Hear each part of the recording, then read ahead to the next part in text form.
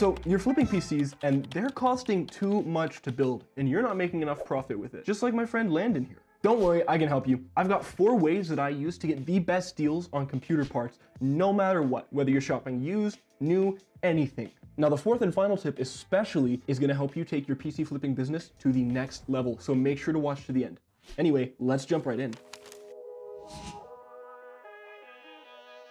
So I, along with most other PC flippers, find the vast majority of my deals on Facebook Marketplace. I mean, look, I found a Ryzen 5 2600X for 20 bucks, an Intel Arc A380, $50, and while in the last video I showed you how to sell computers on Facebook Marketplace, in this part of the video, I'm going to show you how to buy parts on Facebook Marketplace and get the best possible deals. So the very first thing you're gonna do is you're gonna open up Facebook Marketplace and spend 5 minutes looking for deals on the today's picks section. If you deal with PCs or components regularly, then this should be loaded with good deals for you, assuming there are good deals in your area. If you can't find any good deals there, then don't stress it, because there's still another way to find them. You just need to look a little bit harder. On the left-hand side of your screen, you're gonna hit the sort by button. Then you're gonna click the date listed button. Then you're gonna scroll all the way to the bottom and look for deals on stuff that's been listed forever. Pro tip, don't hit the "is this item still available" button, because most people won't even bother responding. A lot of these bottom of the barrel picks are gonna be way overpriced or already sold. So prepare for rejection and negotiation.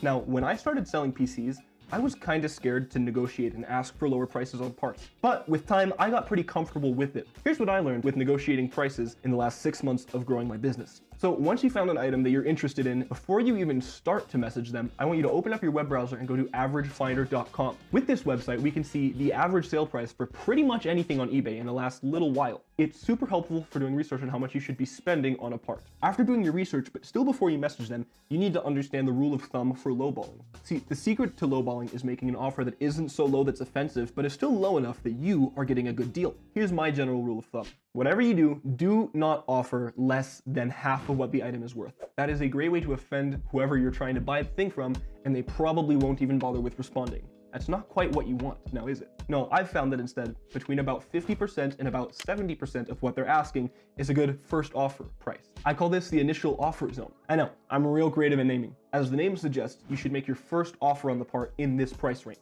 This type of offer usually won't be offensive and should get a good conversation started. The seller will probably make a counteroffer. I would guess that that's gonna be between 70 and 80% of what they're asking. That's the buy zone. That's where you know you've negotiated yourself a pretty good deal, so long as that price is below the average sale finder price. If you get a counteroffer here, you should probably end up buying this item. Now, from 81 to 90% is the zone. If you get a counteroffer that's in the 80 to 90% zone, if it's still a good deal, still well below that average finder range, buy it. If it's not, then walk away. No big deal. Anything above 90% that isn't a spectacular deal, I'll usually walk away from. Now, just a quick note about this scale. I only really use it with an item that's valued above about 50 bucks, because otherwise numbers don't really start to make sense.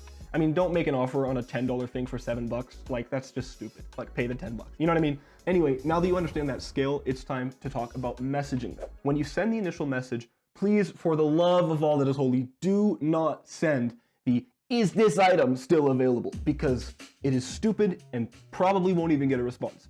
Instead, ask some questions that show that you're actually interested. That'll make sure the seller knows that A, you're not a bot, and B, that you're actually interested. Make sure that in this first message you come across as friendly, but not overly so. The most important part about this initial messaging stage is to not give them an offer. You want to talk with them, you want to get to know them a little bit and get inside their head. When you are ready to make the offer, there's 2 options. If you're confident in your people skills, then ask when you can come to see the item. If you're not confident in your people skills, then surprise, watch a couple YouTube videos, because there's really only one option here. You have to go talk to them in person. Now, when you show up, be on time. That is very important. Try not to have to cancel it or reschedule it, because that's a pretty good way to lose a good deal. Now, get out of your car or wherever you're coming from. Put between 50 and 70% of the asking price in one pocket, put between 10 and 20% in another pocket, and put an extra 10 or 20% in another pocket. This is gonna come in a second. With your cash split up, let them know that you're there and go take a look at the item. Spend a solid couple minutes looking at the item. Make sure that you know what you're doing, or if you don't, at least sound like you know what you're doing, and then make an offer. Feel free to point out any of the flaws with the item in that offer. If there aren't any imperfections on the item, then just make your offer. Start with that 50 to 70% offer. Hand them the cash and say, "Would you take this much in cash?" Now, at this point, most sellers will say, "Yeah, sure." because once there's cash in hand and you see it, it becomes a lot more real. And psychologically, they've sold that item. Most people are gonna say yeah and accept that offer.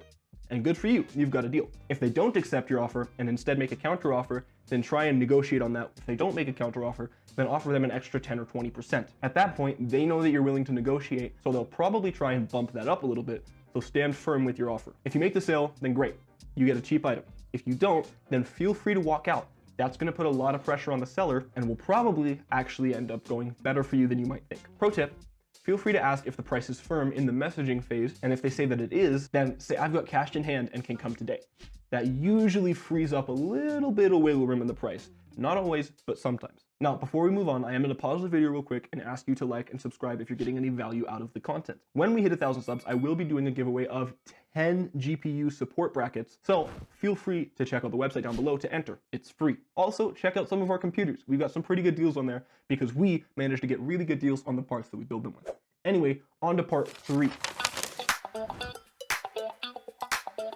Now, if you weren't able to find any good deals on Facebook Marketplace or negotiate the price down, that's okay, because there can still be really good deals on most major retail websites. Now, while you can't negotiate the price on those and get them down, you can do things to find the better deals. If you have a Micro Center near you, congratulations, you won the lottery, because they usually have some pretty solid deals on parts there. If you don't, like me and the rest of us, then oh well, I'm going to show you how to find great deals on parts that are brand new anyway. The first thing you're going to do is go to PCPartPicker.com. Refine your search results for the component you want and the budget you want, and then all of the pertinent specs. Then sort by lowest price.